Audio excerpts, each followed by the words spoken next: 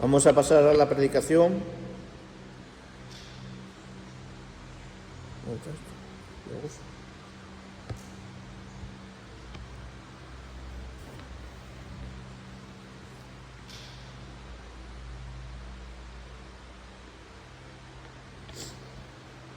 Vamos a Gálatas capítulo 4, del 1 al 7. Gálatas 4, del 1 al 7. Y vamos a ver cómo pasamos de ser esclavos, porque ya si seguimos la carta de Pablo a los Gálatas, una cosa es clara.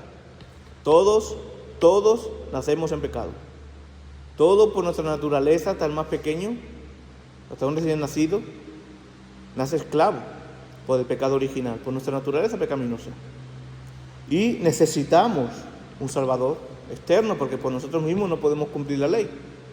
Entonces, ese Salvador externo, como veíamos la semana pasada, Jesucristo, que el propósito de la ley tenía uno, ver nuestra incapacidad para ver más allá de nosotros el Salvador, ¿no? Pues vamos a ver hoy precisamente cómo pasamos de ser esclavos a hijos, o sea, de ser enemigos de Dios a hijos. Cómo pasamos de ser esclavos a libres.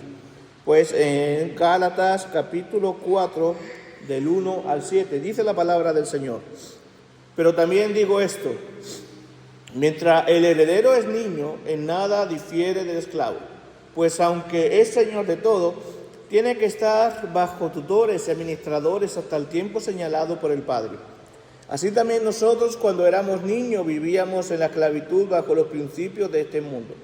Pero cuando se cumplió el tiempo señalado, Dios envió a su Hijo, nacido de mujer y nacido bajo la ley, para redimir a los que estaban bajo la ley, a fin de que recibiéramos la adopción de hijo. Y por cuanto sois hijos, Dios envió a vuestros corazones el Espíritu de su Hijo, el cual clama: Abba, Padre. Así que ya no eres esclavo, sino hijo. Y si hijo, también herederos de Dios por medio de Cristo. Oremos. Señor, te damos gracias, Padre, por tu palabra. Te damos gracias, Señor, por aquello que tú nos enseñas a través de ella. Y a esa enseñanza tan preciosa, tan valiosa, Señor, que esa quede grabada en nuestro corazón. Para que cuando salgamos de aquí recordemos, Señor, y nos gocemos, Señor, con las bendiciones de ella. Y también podamos poner en práctica todo lo que tú nos enseñas, Señor. Quita de nosotros toda distracción, Señor. Y te pido también por mí, Señor, por tu siervo, que pueda exponer tu palabra fielmente, tal como tú dices, como tú quieres, Señor. Ayúdanos, Señor, y guíanos, Padre. Te lo pedimos en el nombre de Jesús. Amén. Bueno, pues la semana pasada veíamos precisamente el propósito que tiene la ley, su relación, el pacto de la alianza que Dios ha hecho con su pueblo. Y esta semana vamos a ver el cumplimiento del tiempo. ¿Qué significa esto? El cumplimiento del tiempo. Vamos a ver la importancia que tiene el plan de salvación, de cómo pasamos de ser esclavos de la ley a hijos de la promesa y herederos de ella. ¿Cómo Dios? La pregunta que nos podemos hacer, la pregunta homilética, eso es la pregunta que nos da el texto, es ¿cómo Dios nos transforma de esclavos a hijos? ¿Cómo sucede esto? ¿En qué momento pasamos de esclavos condenados a libres hijos de Dios? Pues vamos a tener que seguir la línea, la estela que nos deja el texto. Y primeramente habla de cuando éramos esclavos. Estábamos sometidos a la ley, por lo tanto a la condena como toda la humanidad, ¿no? Empieza diciendo el texto: pero también digo esto, mientras el heredero es niño, en nada difiere del esclavo. Tenemos que ir al contexto del texto, ¿no? Por ejemplo, pasaba dos cosas en el tiempo de Pablo, en el siglo I. Primero, cuando un padre muere, joven, el niño debe esperar para obtener su herencia, ¿no? Hasta que sea mayor de edad. Aunque es el heredero legal, como tal, el Señor, Como aquí el dueño todavía no puede tener acceso, tiene que estar bajo tutela de alguien. Y en ese tiempo, y en este tiempo también, en ese tiempo sobre todo, venía a ser un esclavo muchas veces el que cuidaba de ese niño heredero, si la familia era rica, ¿no? Por lo tanto, también estaba bajo los efectos de un cuidado, no era libre para obtener su herencia, ¿no? Y el tema que vamos a ver aquí también es de la herencia, ¿no? Así como un niño falto de madurez debe ser gobernado por reglas y prescripciones, así también antes de que llegara la luz del Evangelio a nuestra vida, nosotros estábamos esclavizados en los principios de este mundo, el mundo caído, ¿no? Nosotros estábamos bajo la ley hasta que recibimos a Cristo. Nosotros estábamos también confinados, hay otras versiones que nos hablan, estábamos confinados. Esa palabra confinado nos suena un poquito de la pandemia, ¿no? Cuando hablamos de confinado, ¿de qué estamos hablando? De encerrados. Incluso confinados, presos. Estábamos presos de la ley. Y era un círculo, permitidme, era un círculo vicioso, porque en ese círculo estábamos confinados a la ley. Para salir de la ley teníamos que cumplir. O sea, para ser salvos por la ley teníamos que cumplir la ley. Pero por nuestra naturaleza y nuestras obras no podemos cumplir la ley. Entonces era como algo que un círculo vicioso que no podíamos salir de ahí y solamente había una forma de salir, que ya lo vimos la semana pasada, que era por Cristo. Pero eso no quiere decir que no fuéramos herederos ya. Hablamos aquí de la elección, de la predestinación de Dios también que hace, ¿no? Que vamos a ver ahora. Cuando el Señor ya, igual que nos había predestinado para el tiempo señalado, como vamos a ver ahora, como heredero del Padre, tiene que estar bajo ayos. Hablamos de la semana pasada bajo guía, ¿no? La ley era nuestra guía que nos hacía mirar más allá. Tutores que, como he dicho, solían ser esclavos. Y es cierto que ya nosotros, si éramos elegidos antes de la fundación del mundo, ya en cierta manera para Dios somos herederos, pero hasta que no llega el tiempo señalado, no somos libres de ese peso de la ley. Pero ya teníamos un camino marcado por Dios, una herencia, así como Dios nos lo dio. Ese bebé, bueno, ese niño, que no hace falta que el padre esté muerto, no hemos puesto un ejemplo, ese niño que mejor en el siglo I también pasaba lo siguiente. Una familia rica tenía esclavos y tenía sus hijos que no había colegios, no iban a la guardería tampoco. Entonces ese hijo era enseñado por sus siervos, por los esclavos, era enseñado hasta que tuviera una madurez y ya se soltaba y podía disfrutar de las herencias. Pero mientras eso pasaba, prácticamente el hijo vivía entre los esclavos como esclavos, prácticamente. No podía disfrutar de la herencia del padre o de las cosas del padre, ¿no? Entonces, pero ese niño ya nace en una familia, y Pablo está haciendo aquí una buena ilustración para que se entienda. Ese niño, aunque vive con esclavos y está enseñado por esclavos, nació en una familia, imaginaros, rica con una herencia. Ya tenía como un destino, ser el heredero de todas esas riquezas, ¿no? Lo que Pablo nos quiere enseñar aquí, no está haciendo una apología a la esclavitud, obviamente, no hay que entender el siglo I. Lo que Pablo nos quiere decir aquí, que aunque nosotros estábamos confinados bajo la ley, Dios nos amó antes de la fundación del mundo. Y Dios nos escogió para que cuando fuera el tiempo señalado fuéramos libres. Y esto no lo digo yo. Efesios capítulo 1 del 3 al 10. Bendito sea el Dios y Padre de nuestro Señor Jesucristo, que por medio de Cristo nos bendijo con toda clase de bendiciones espirituales en los lugares celestiales. Y dice, atento, Dios nos escogió en Cristo antes de la fundación del mundo, para que fuéramos santos y sin mancha delante de Él. Por su amor, atento, nos predestinó para ser adoptados, que vamos a hablar eso de la adopción hoy también, para ser adoptados hijos suyos por medio de Jesucristo, porque así lo quiso, dice el texto, ¿no? Para la alabanza de la gloria de su gracia, con la cual nos hizo aceptos en el amado, en Cristo. En Él tenemos redención por su sangre y perdón de pecados. Y esto es posible por las riquezas de su gracia, que derramó abundantemente sobre nosotros, llenándolo de toda sabiduría y entendimiento por su Espíritu Santo.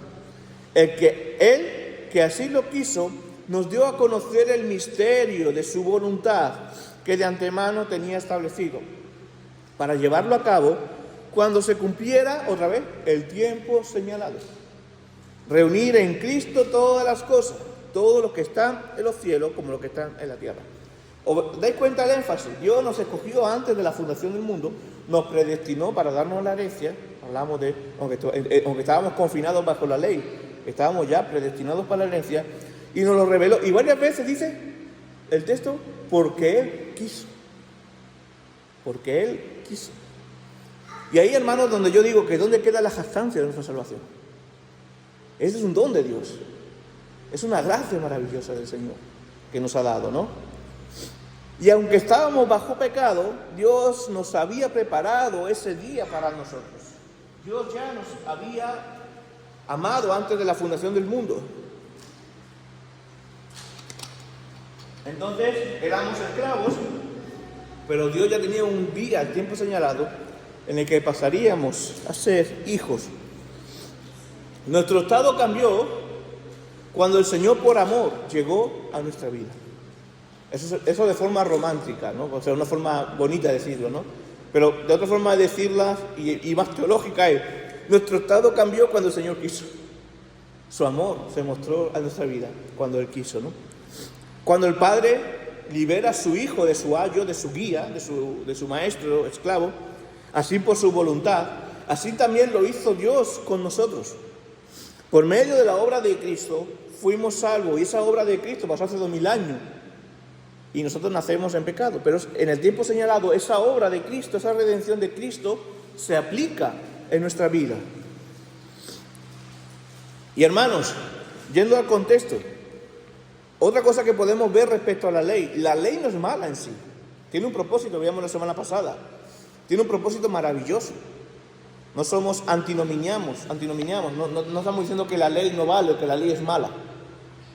La ley no es mala, nos muestra una enseñanza de vida y una guía a Cristo, como veíamos la semana pasada. Nos muestra nuestra incapacidad. Lo que Pablo está diciendo aquí, que a veces Pablo parece que está en contra de la ley, no lo está. Lo que Pablo está confrontando aquí sobre la ley es lo siguiente: no hay nada malo en la ley dada en el Sinaí, pero lo malo es cuando los judíos y los prosélitos de la religión judía empezaron a considerar la observación de la ley como el medio para conseguir la salvación. Ahí está lo malo.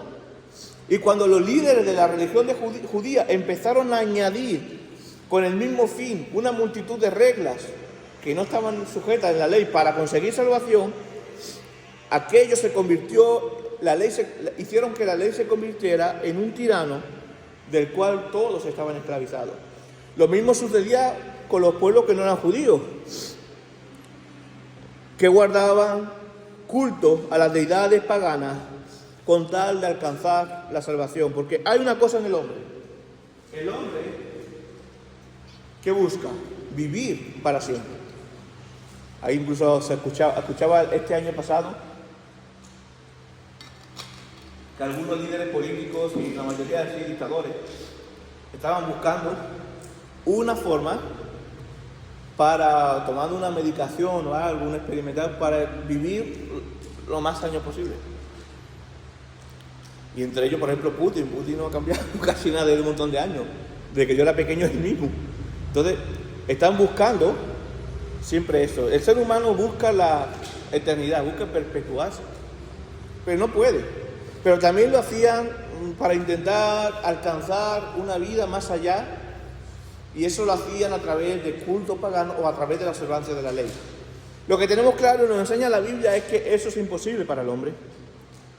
Lo único que se lo hace posible es precisamente vivir eternamente la bendición de Dios.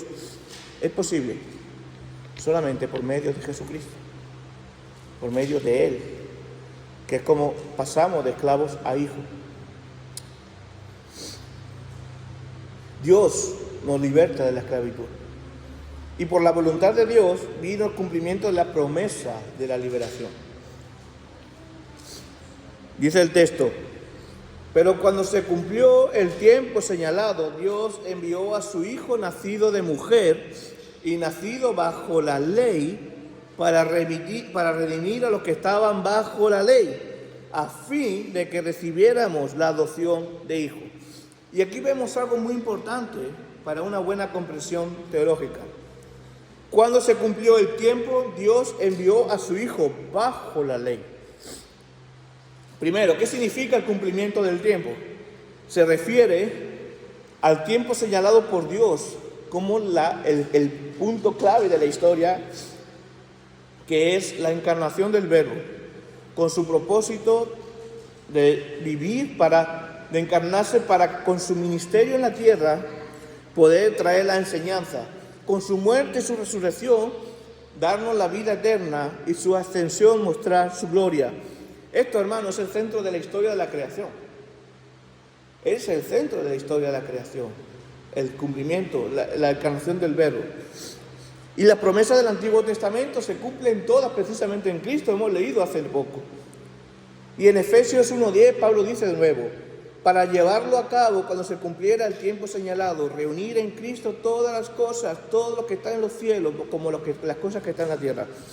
Lo que hemos leído antes: Dios envió a su Hijo, de tal manera amó Dios al mundo, que ha dado su Hijo único para que todo aquel que en Él cree no se pierda y tenga vida eterna. Después vemos otra cosa que dice Pablo aquí: nacido de mujer y nacido bajo la ley. Es decir, plenamente hombre, plenamente Dios. En los principios de la cristiandad, de la iglesia, sucedían varios pensamientos y grupos sectarios que le quitaban o la deidad, le menguaban la deidad de Cristo, o le menguaban la humanidad de Cristo. Entonces, por eso tuvieron que celebrarse varios concilios que, a la luz de las Escrituras, pudieran hablar claramente de quién era Cristo.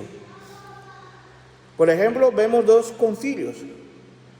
El concilio de Éfeso, aunque antes se celebró el concilio de Nicea, que se ha celebrado hace poco, 1700 años, que fue en el 325, y el concilio de Constantinopla, que se celebró en el 381, y esto ordenaba, enfatizaba la deidad de Cristo.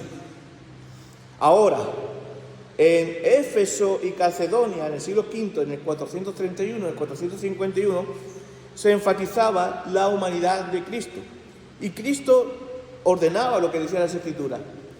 Cristo es verdaderamente Dios. Esa expresión que tenemos, que obviamente es sacada de la Biblia, verdaderamente Dios y verdaderamente hombre, plenamente Dios, precisamente salió también de la declaración de Éfeso y confirmada también en el concilio de Calcedonia, que enfatizaba: Cristo es una persona que es verdaderamente hombre, verdaderamente Dios, pero tiene dos naturalezas, divina y humana, sin confusión ni separación.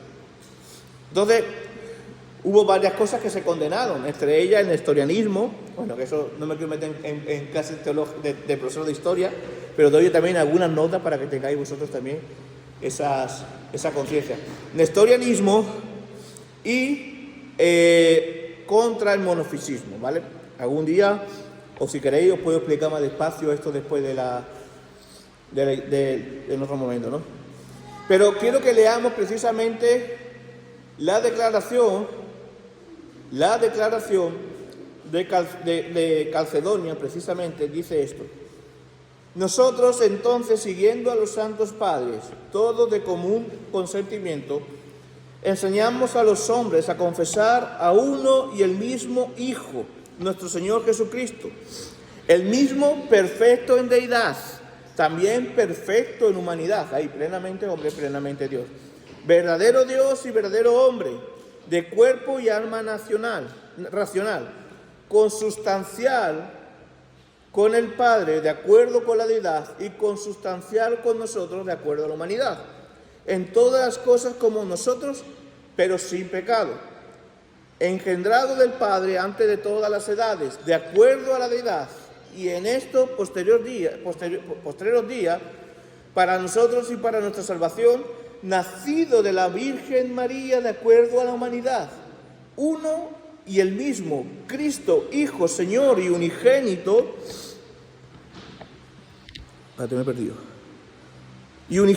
para ser reconocido en dos naturalezas, inconfundibles, incambiables, indivisibles, inseparables, por ningún medio de distinción de naturaleza desaparece por la unión. Más bien, es preservada la propiedad de cada naturaleza y concurrente a una persona y una sustancia, no partida ni dividida en dos personas, sino uno y el mismo Hijo y unigénito. Dios, la palabra, el Señor Jesucristo, como los profetas del principio lo han declarado con respecto a Él. Y como el Señor Jesucristo mismo nos ha enseñado y el credo de los santos padres nos lo ha dado a entender. En resumen, ¿qué nos habla esta declaración? Precisamente lo que vemos aquí. Jesús, dos naturalezas. Cristo es perfecto en deidad y humanidad. La unión hipostática, que significa ambas naturalezas están unidas en una sola persona. De ahí viene la palabra hipóstasis, sin mezclas. Las naturalezas no se convierten la una en la otra, manteniendo sus características y consustancialidad. Es igual al Padre, o sea, plenamente Dios, y a los seres humanos, plenamente hombre, pero sin pecado. Y esto es importante para entender el propósito de Cristo en la tierra. Y para entender también, precisamente, que solamente en Cristo podemos obtener salvación. Porque Cristo vino para redimirnos, pagar el precio de nuestra esclavitud. Dice, para redimir a los que estaban bajo la ley. Y solamente Cristo lo podía hacer. Nadie puede dar su vida por el que está al lado. Ni yo puedo dar la vida por nadie, ni nadie. Solamente Jesús puede dar la vida para la salvación. ¿Por qué? Porque es Dios, pero también hombre y sin pecado. El Cordero sin mancha. Y ahí, redimir significa comprar, pagar. Cristo nos compró, nos pagó con su sangre preciosa. De ahí, cuando dijo el consumado es, todo es pagado, todo está ok. Un esclavo solamente podía ser liberado a través de un pago o ganársela por sí solo. Si era un esclavo ¿cómo se dice? Que iban a luchar, por ejemplo, en el circo romano. Pero como ya vemos, nosotros no podemos comprar nuestra salvación. Entonces solamente necesitamos que alguien adecuado pagara la deuda por nosotros y así de salir de la esclavitud para ser convertido en otra cosa, en libre. Y solamente era Cristo que podía hacerlo. Él pagó nuestra libertad. Por eso ahora le llamamos Señor. Porque ya no tenemos más señores. El esclavo, el siervo, vive bajo su Señor. Si tú llamas Señor a otra cosa o tienes otro Señor, eres esclavo de eso. Pero si nosotros tenemos solamente a Cristo, aquel que compró con su preciosa sangre, somos sus siervos, somos sus esclavos, Él es nuestro Señor. Pero no se quedó la cosa ahí. No solamente fuimos libres, fuimos llamados de la esclavitud a ser hijos de Dios por adopción. Esto infelizmente es un tema que queda muchas veces, amor, Esteban, que se siente, por favor. Esteban, que se siente ahí.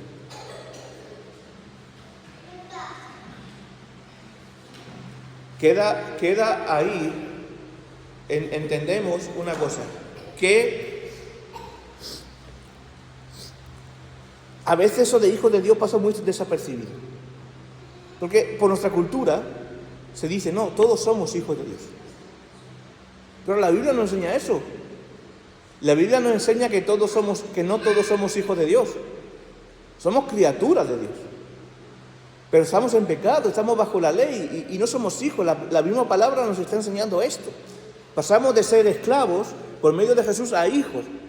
Y esto cuando se aplica a nuestra vida, cuando hemos recibido a Cristo como Señor y Salvador, cuando Él nos ha redimido. Ahora, una pregunta que yo hago, no hace falta que me contestéis. ¿Toda la humanidad está redimida? Infelizmente no. Ojalá fuera así. Pero infelizmente no. Por lo tanto, no todos son hijos de Dios. Son criaturas de Dios. Y pueden ser beneficiados porque Dios es bueno, hace caer, como dice la palabra, hace caer la lluvia sobre buenos y malos y pueden ser beneficiados de cosas buenas. Pero no todos son hijos de Dios. Es una cosa que tenemos que tener claro. Son criaturas. ¿Cómo se alcanza a ser hijo de Dios? ¿Cómo podemos ser hijos de Dios? Obviamente por gracia de Dios, pero es reconocer que solamente Jesús es el que nos puede salvar. Y solamente tener a Jesús como Señor y Salvador de nuestra vida. De ahí nos convertimos, por gracia de Dios, en hijos de Dios.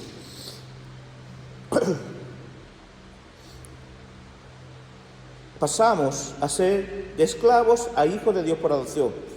Y dice, a fin de que recibamos la adopción de hijos. Nos redimió bajo la ley a fin de que recibiéramos la salvación como hijos, el título de hijo.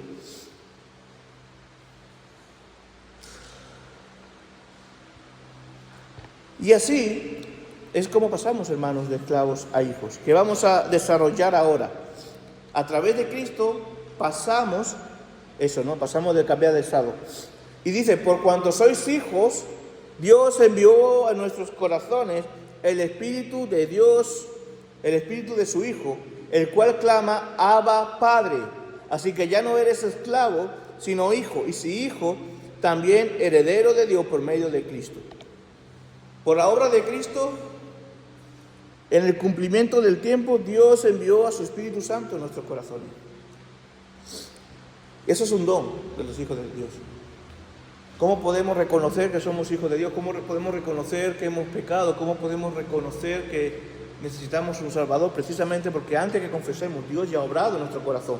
Y si Dios ya ha obrado en nuestros corazones es a través de su Espíritu Santo. Precisamente, Pablo vuelve a hablar esto en Efesios capítulo 1, del 13 al 15. Y en él también vosotros que habíais oído la palabra de verdad, el evangelio de vuestra salvación, y habíais creído en él, fuisteis sellados con el Espíritu Santo de la promesa. Este Espíritu es la garantía de nuestra herencia hasta la redención de la posesión adquirida para la alabanza de su gloria. Por esta causa también yo, que he oído de vuestra fe en el Señor Jesús y de vuestro amor para con todos los creyentes. Hermanos, si tenemos ¿cuál es la garantía de que somos salvos? Precisamente el sello del Espíritu Santo en nuestra vida. Tener el Espíritu Santo. Este es quien nos convence de pecado y es el que nos hace también clamar, Abba, Padre. Pablo también dice a los romanos, pues no habéis recibido el espíritu de esclavitud que os haga caer otra vez en el temor, sino que habéis recibido el espíritu de hijo adoptivo, por el cual clamamos, Abba, Padre. El Espíritu mismo da testimonio a nuestro espíritu de que somos hijos de Dios. Es una señal de que somos adoptados por Dios. Y esto Cristo ya lo había prometido a los creyentes. En Juan 14, 15 y 18, si me amáis, cumplid mis mandamientos. Yo rogaré al Padre y os dará otro consolador para que siempre esté con vosotros. El Espíritu de verdad, quien el mundo no puede recibir porque no lo ve ni lo conoce, pero vosotros lo conocéis, porque vive con vosotros y estará en vosotros. No os dejaré huérfano, volveré a vosotros. El Espíritu Santo es también quien nos redarguye y corrige. Juan 16, 17 al 8, Jesús dice, os digo la verdad, os conviene que yo me vaya, porque si yo no me voy, el Consolador no vendrá a vosotros, pero si me voy, os lo enviaré. Cuando Él venga, convencerá al mundo de pecado, justicia y de juicio. Hermanos, por el Espíritu Santo somos convencidos, somos liberados, ya no somos esclavos. La venida de Cristo también proveyó la base de la liberación del hombre. Además, Él vino en el cumplimiento del tiempo. Esto es, entró en el escenario de la historia humana, en el tiempo prefijado por el Padre. Y hay una cosa más importante, no solamente somos liberados, no solamente somos llamados hijos, sino que como hijos, ¿qué somos también? Herederos. Herederos. Somos hijos de Dios y herederos por medio de Cristo. Dice el versículo 7, así que ya no eres esclavo, sino hijo.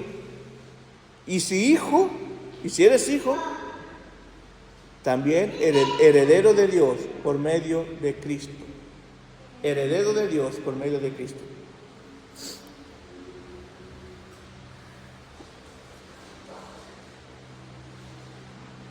Este mismo término de heredero que vemos aquí, ya implica que la salvación del Hijo no es algo que Él ganó, la salvación nuestra no es algo que nosotros ganáramos, sino que es un regalo de la maravillosa gracia de Dios. Pero dado que es difícil que el orgullo del hombre acepte esto, y puesto que el error que Pablo estaba atacando era precisamente la idea de que la salvación se gana por esfuerzos propios y no por la gracia de Dios, entonces Pablo añade, por méritos de Cristo. Por méritos de Cristo. Hermanos, esto al ser humano, en el orgullo del hombre es difícil aceptar esto. Yo he escuchado hasta creyentes decir, ¿cómo que la salvación depende solamente de Dios y no de mí? A personas que quieren creer en Dios. Cuesta mucho ver que no depende de nosotros, que no está en nuestra mano. Pero eso es Dios. Dios no quiere corazones orgullosos, quiere corazones humildes que digan, Señor, gracias por la salvación. Y menos mal que depende de Él. Si dependiera de nosotros, yo no estaría aquí seguramente. Gracias a Dios. Y hay varias evidencias bíblicas de que vemos que la salvación del Señor y Él nos escogió. Por ejemplo, vamos a ver, Juan, hoy estamos viendo mucha Biblia y teología, pero eso tenemos que alimentarnos bien de un buen entrecot de la palabra. Juan 15:16, para que veamos las evidencias bíblicas de que la obra de que la salvación es del Señor y que Él nos escogió y Él nos salvó. Dice Jesús, no me elegisteis vosotros a mí, yo os elegí a vosotros. Yo os he puesto para que vayáis y llevéis fruto, y vuestro fruto sea duradero, de modo que todo lo que pidáis en mi nombre al Padre, Él os lo dé. Efesios 1:4, lo hemos leído hace un rato. Dios nos escogió en Cristo, solamente por Cristo, antes de la fundación del mundo, para que fuéramos santos y sin mancha delante de Él, por su amor. Él nos escogió no solamente cuando estábamos en la barriga de nuestra madre, sino antes de la fundación del mundo, fíjate eso, antes de la creación.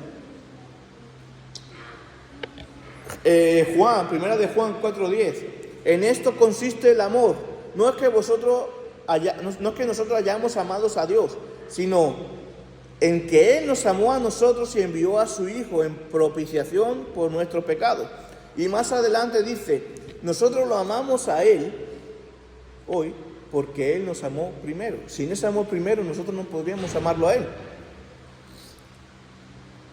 Y ya la clave del pasaje es Romanos 8, de 28 al 30. Y sabemos que los que aman a Dios, todas las cosas les ayudan a bien, es decir, a los que son llamados conforme a su propósito. Porque a los que antes conoció, también los predestinó para que fueran hechos conforme a la imagen de su Hijo, para que Él sea el primogénito entre muchos hermanos.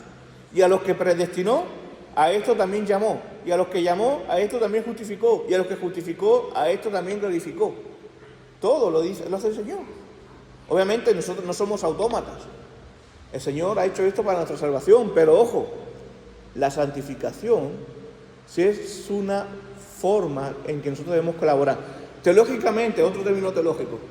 Teológicamente se dice que la salvación del Señor es monergista. No sé si conocéis este término, pero yo lo voy a explicar. Mono significa uno, gista, el que hace.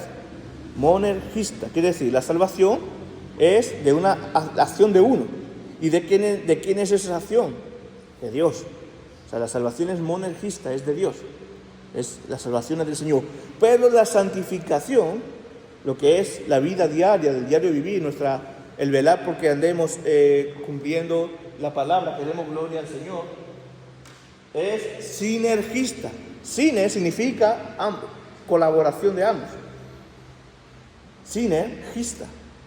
La obra, sí, la salvación es del Señor, pero nosotros, hermanos, no somos autómatas. Estamos llamados a glorificar a Dios.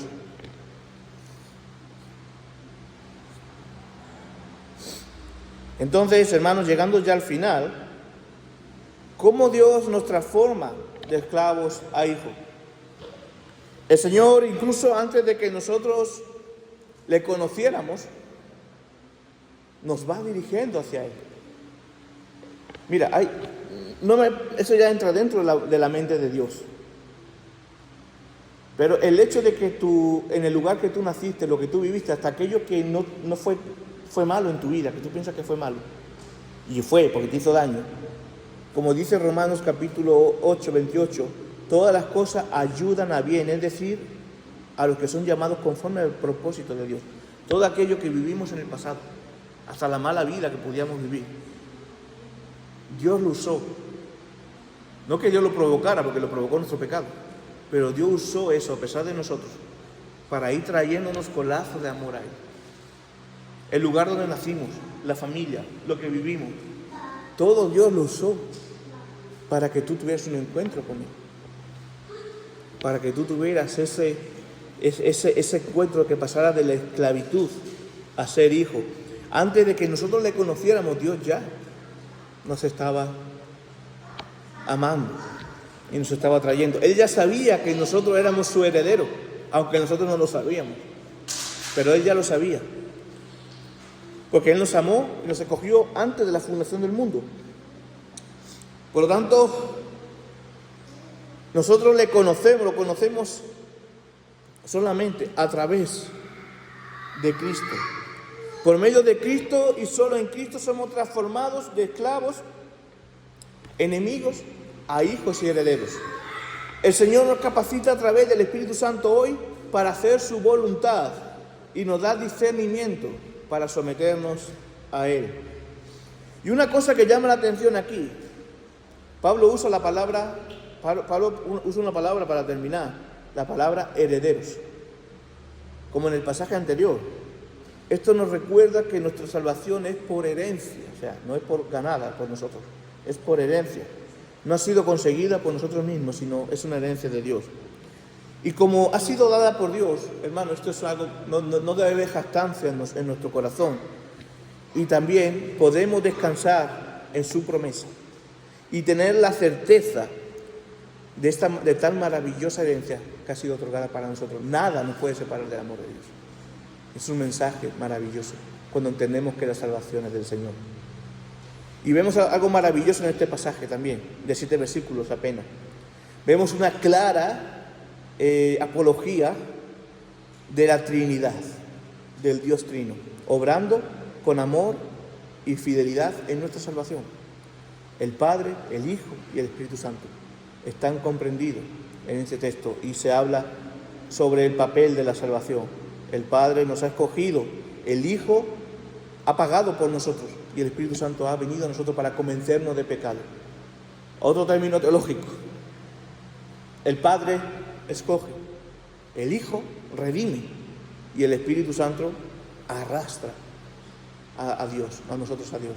Nos lleva a Dios por la convención, por convencernos de pecado.